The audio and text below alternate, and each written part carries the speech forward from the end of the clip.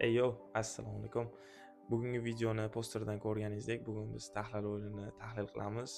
Uning ichiga ja kirib o'tirmayman, chunki bu video spoilerlarsiz bo'ladi. Agar ko'rmagan odam bo'ladigan bo'lsangiz, tahlildan keyin ko'rishni boshlang. Chunki bu serial juda ham ko'pchilik uchun birinchi o'rindagi serial, seriallar ichida eng zo'ri aynan tahlil o'yini sifatida qarashadi. Shaxsan o'zim ham unaqa chuqur kirish qilmaymiz. Tezroq asosiy analizlarga o'tamiz. Boshladik. Taxlar o'yini Westeros nomli 7 ta qirollikdan iborat bo'lgan qit'ada bo'lib o'tadi. Shuningdek, ushbu qit'aning shimol qismida katta devor o'rnatilgan va ushbu devor Westerosni uning ortidagi xavflardan to'xtatib turadi. Devor ortida White Walkers deb nomlangan aslida o'lik, lekin zombi desak ham bo'ladi. O'sha o'liklardan tiriklarni va shuningdek mana shu devor ortida odamlar ham yashashadi, lekin devor oldidagi, ya'ni Westeros qit'asidagi odamlar u devor ortidagi odamlarni yovvoyilar deb atashadi, ya'ni ingliz tilida wildlings deydi. Shu bilan birgalikda dengiz orti qismida ham bitta qit'a mavjud. Bu qit'a Westerosga kirmaydi, uni o'zini nomi bor, ya'ni Essos deb nomlangan. Essos qit'asida ko'proq o'sha savdogarlar yoki boshqa olam vakillari desa ham bo'ladi, shular yashashadi. Aytib o'tganimdek, serialda 7 ta qirollik mavjud. Mana shu 7 ta qirollikda har bittasini o'ziga yarasha oilalar boshqarishadi. Bu oilalar asosan lordlar deb ataladi va o'sha hududni boshqaruv huquqi berilgan, lekin asosiy monarx, ya'ni odam, boshqaradigan odam qirol, aynan qirollikdan turib butun 7 qit'ani boshqaradi va albatta hudud katta bo'lgani uchun har bitta hududda o'ziga yarasha bo'lib berilgan oilalari mavjud. Serialga keladigan bo'lsak, serial asosan o'sha oilalar ustida bo'lib o'tadi, lekin ularning asosiylari Targaryenlar, Starklar, Baratheonlar va Lannisterlar o'rtasida bo'lib o'tadi. Endi qisqacha oilalar haqida gaplashamiz. Targaryenlar Westeros qit'asiga Essosning Valeriya hududidan ko'chib kelishgan. Valeriya haqida keyingi videolarda gaplashamiz. Hozircha shu Valeriyadan ko'chib kelganini bilib olsak yetadi. Ajdarholar bilan kirib kelgan ular va Westerosni Essosga juda ham yaqin hududi Dragonstone'ga joylashishgan va 7 qirollikni ma'lum muddatdan keyin bo'ysuntirishgan.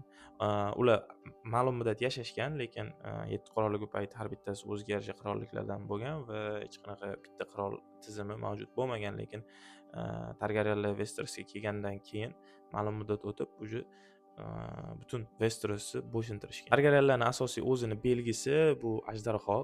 Ajdarhoni ular asosiy belgisi sifatida ko'radi va asosan shu tartibdagi kiyimlardan foydalanishadi. Ya'ni o'sha ajdarho belgisi bo'lgan kiyimlarni ko'rsangiz, demak bu Targaryenlardan deb tushunsak bo'ladi. Starklar oilasi Westerosning eng katta hududi shimolni boshqarishadi. Starklar oilasini tashkil topishida Brandon quruvchi degan odam Starklarni boshlanish o'sha eng katta ajdodi desa ham bo'ladi. Aynan shu odam, Brandon quruvchi, devorni qurgan odam hisoblanadi. Starklarni asosiy mashhur frazasi bor. Bu fraza "Winter is coming", ya'ni qish kelyapti yoki qish yaqin qoldi deb tarjima qilsak bo'ladi bu frazani.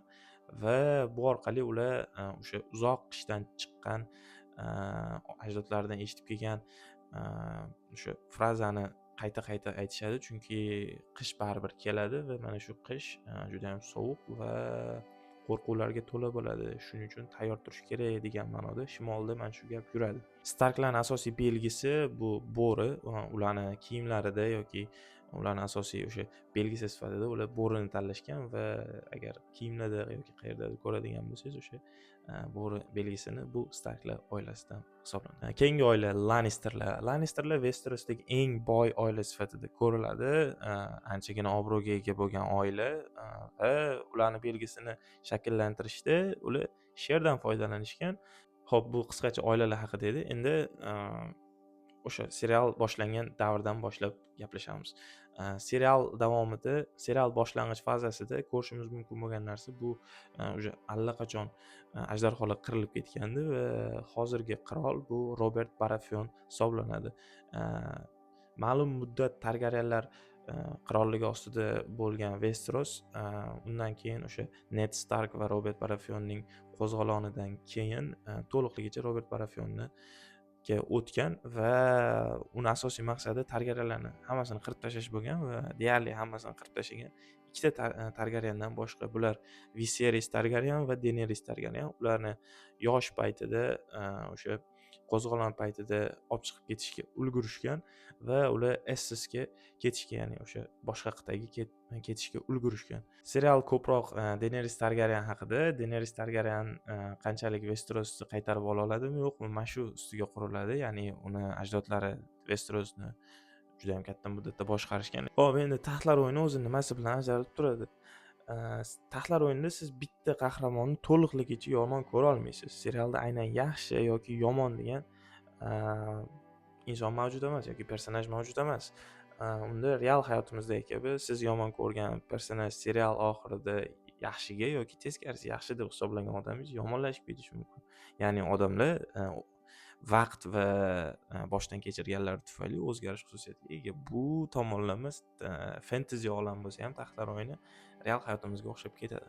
Keyingi sabab serial bitta yoki ikkita asosiy qahramon ustiga qurilmagan. Ya'ni siz serialni ko'rish davomida, to'g'ri, men Daenerys Targaryenni aytdim, lekin Daenerys Targaryen ham doim asosiy planda bo'lmaydi.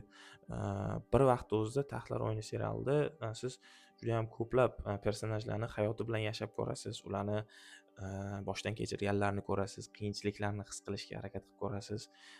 Shuning uchun ham taxtlar o'yini ajralib turadi deb o'ylayman.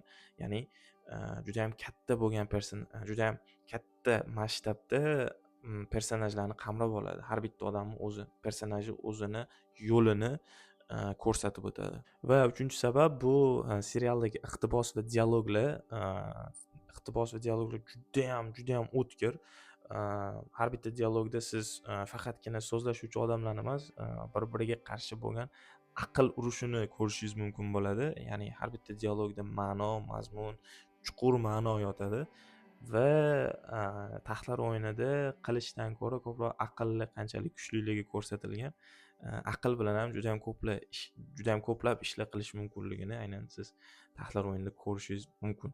Xo'p o'rtoqlar, bu taxtlar o'yiniga tayyorlagan o'zimni birinchi tahlilim edi. Hech qachon bunaqa video olib ko'rmaganman, birinchi videoyim. Shuning uchun xato kamchiliklar bo'lsa albatta yozib qoldiringlar. Keyingi videolarda to'g'rilab boriladi. Video yoqdi degan umiddaman. Keyingi videolarda, keyingi tahlillarda taxtlar o'yiniga yana ham chuqurroq kiramiz va shunda yana xatolarni sekin-sekin to'g'rilab boraman. Keyingi videolarda ko'rishguncha sog' omon bo'linglar. Xayr.